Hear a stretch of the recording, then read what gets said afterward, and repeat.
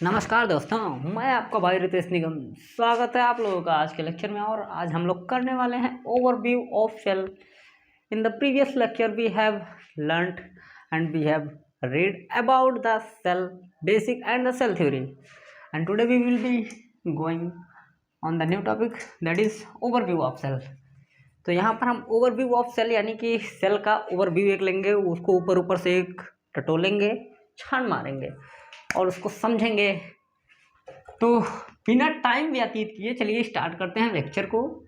समझ लीजिए हमारा सेल है, सेल लिखते हैं तो सेल आपके माइंड में बनना चाहिए कि सेल कैसा होता है। हमने बताया था ब्रांच्ड हो सकते हैं, ओवल हो सकते हैं, राउंड हो सकते हैं, may be cuboidal, may be columnar, it have more shape.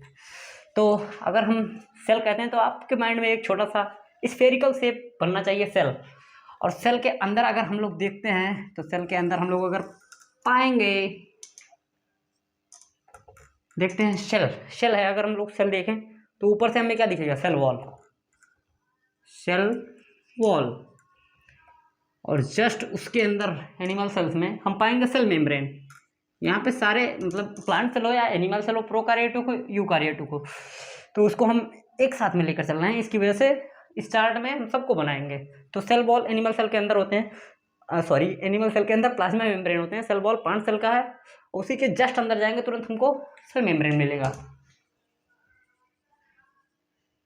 Membrane. अब सेल मेम्ब्रेन के अंदर क्या मिलेगा? आप कहेंगे न्यूक्लियस। नहीं, न्यूक्लियस के ऊपर क्या होता है? सेल मेम्ब्रेन के अंदर क्या होता है? Cytoplasm, that is cytoplasm. अब देखिए भैया साइटोप्लाज्म के अंदर क्या क्या होता है, समझ में आ रहा है ना? ये हमारा सेल है, सेल वॉल, सेल मेम्ब्रेन, उसके अंदर होता है, ये पूरा हो गया साइटोप्लाज्म। यहाँ बीच में होता है न्यूक्लियस। तो अब देखते हैं हमारा साइटोप्लाज्म में क्या क्या होता है। साइटोप्लाज्म में अगर हम देख रहे हैं, ये मान लीजिए हमारा साइटोप्लाज्म है, तो इसके अंदर देखते हैं कि क्या क्या क्या क्या क्या होता है।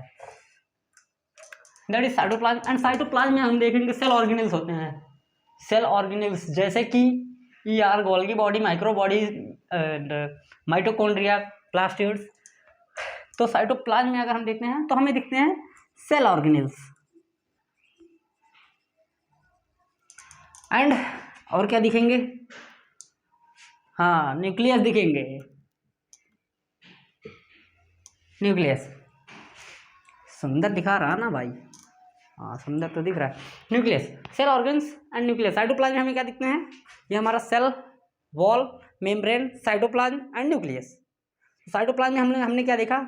सेल ऑर्गेनेल्स होते हैं और बीच में एकदम सेंटर में सेल के न्यूक्लियस होता है। ये जरूरी नहीं है कि सेल के बीचों बीच ही न्यूक्लियस होता है, कभी कभी ये ऊपर हो सकता है, नीचे हो सकता है, कॉलमनार वगैरह में, अलग अलग सेल पे डिपेंड करता है ये।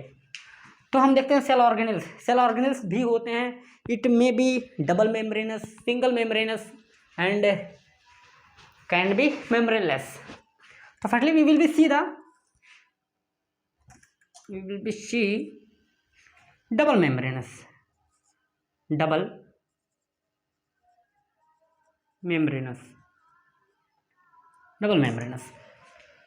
और सिंगल मेम्ब्रेनस भी हम इसमें देख सकते हैं। ये हमारे हैं सिंगल मेम्ब्रेनस। और क्या बताया था? मेम्ब्रेनलेस भैया, मेम्ब्रेनलेस। अब डबल मेम्ब्रेन में हमारे कौन से ऑर्गेनेल्स होते हैं? हमने ये ऑर्गेनेल्स के अंदर बात कर रहे हैं, साइटोप्लाज्म में जो ऑर्गेनेल्स हैं उनके अंदर बात कर रहे हैं। देखिए ये हमारे सेल ऑर्गेनेल्स डबल मेम्ब्रेनस हो सकते हैं, सिंगल मेम्ब्रेनस होते हैं, and can be membraneless. Double membrane में कौन कौन आएंगे चलिए देख लेते हैं। Double membrane can be mitochondria, ये हमारे हो गए माइटोकॉन्ड्रिया। और क्या होता है? प्लास्टिड। अब माइटोकॉन्ड्रिया जो है ये सिर्फ एनिमल सेल में पाया जाता है या प्लांट सेल में? ये दोनों में पाया जाता है। एनर्जी रिलीज करता है भैया, यानी कि एनिमल सेल, प्लांट सेल, ऐसे ही लिख लीजिएगा। एक ही चार्ट में रहेगा तो आपको याद करने में थोड़ी आसानी होगी। तो प्लास्टिड कई तरीके के हो सकते हैं, 3 तरीके के हम लोग यहाँ पे दिखेंगे। First is leucoplast, chloroplast and chromoplast. Chloroplast plant cell में, जैसे ये माइटोकॉन्ड्रिया था एनिमल सेल, प्लांट सेल में था, वैसे ही हमारा क्लोरोप्लास्ट है, ओनली प्लांट सेल में पाया जाता है। अब आते हैं सिंगल मेम्ब्रेनस पे। सिंगल मेम्ब्रेनस में अगर हम आते हैं तो हम देखते हैं, पहला तो हमारा होता है endoplasmic reticulum ER, and second will be Golgi body. इसके बारे में हम लोग आगे फुल डिटेल में पढ़ेंगे, ये तो हम लोग एक ओवरव्यू ले रहे हैं, है ना। तो सिंगल मेम्ब्रेनस में हम देखेंगे ER यानी कि endoplasmic reticulum, and second is Golgi body, third is lysosome, microbodies,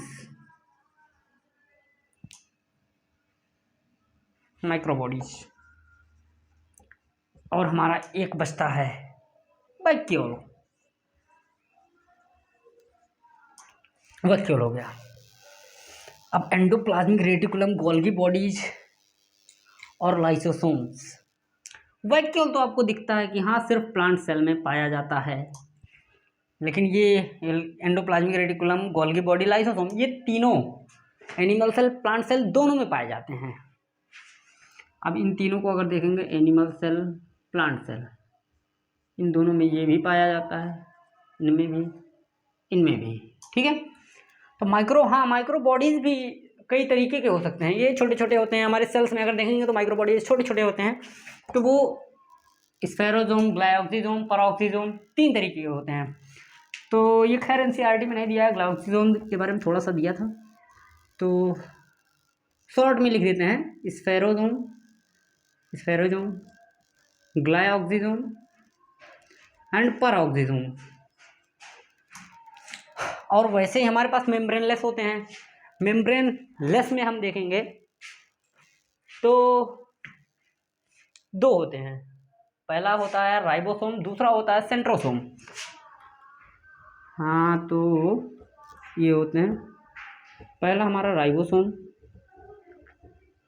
और दूसरा होता है सेंट्रोसोम। और राइबोसोम 2 तरीके का होता है। राइबोसोम देखेंगे तो 2 तरीके का होता है, पहला 70S का होता है और दूसरा 80S का होता है। 70S only prokaryotic cells, PKC, prokaryotic cells, और एनिमल सेल, प्लांट सेल दोनों में होते हैं। एनिमल सेल, प्लांट सेल, और राइबोसोम भी एनिमल सेल, प्लांट सेल दोनों में होते हैं। ये यूकारियोट्स में होते हैं, सिर्फ यूकारियोट्स में नहीं होते हैं। अब सेंट्रोसोम, ये एनिमल सेल, प्लांट सेल, ये भी दोनों में होते हैं।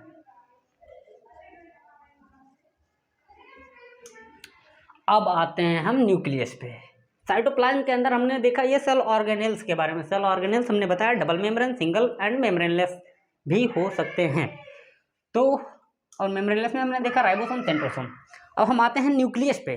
न्यूक्लियस में देखते हैं कि न्यूक्लियस में हमारे पास क्या क्या हो सकते हैं। पहला तो हो सकता है जेनेटिक मटेरियल,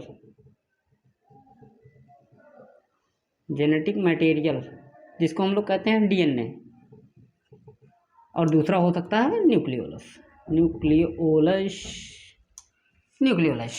ये न्यूक्लियस के अंदर होता है भैया, ये DNA है न्यूक्लियोलस। और न्यूक्लियोलस 2 तरीके का हो सकता है, एक डिस्टिंक्ट न्यूक्लियस और इनडिस्टिंक्ट न्यूक्लियस। हमारी NCERT में दिया गया, आप लोग इसको पढ़ने के बाद में एक बार NCERT की रीडिंग जरूर लगाइए। तो हम लोग अगर देखते हैं न्यूक्लियोलस और जेनेटिक मटेरियल, तो न्यूक्लियस डिस्टिंक्ट न्यूक्लियस और इनडिस्टिंक्ट न्यूक्लियस हो सकते हैं। ये डिस्टिंक्ट न्यूक्लियस, अपनी कॉपी में डिस्टिंक्ट न्यूक्लियस अच्छे से लिख लीजिए, इनडिस्टिंक्ट न्यूक्लियस। अब डिस्टिंक्ट न्यूक्लियस यानी कि जिसके पास पूरे अच्छे तरीके से एक न्यूक्लियर मेम्ब्रेन हो,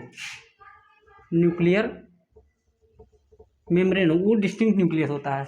इनडिस्टिंक्ट न्यूक्लियस यानी कि उसके पास मेम्ब्रेन नहीं होता, और उसको हम लोग न्यूक्लियोइड कहते हैं।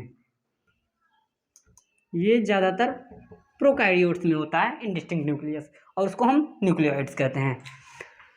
तो आई होप आपको समझ में आया होगा ओवरव्यू ऑफ सेल।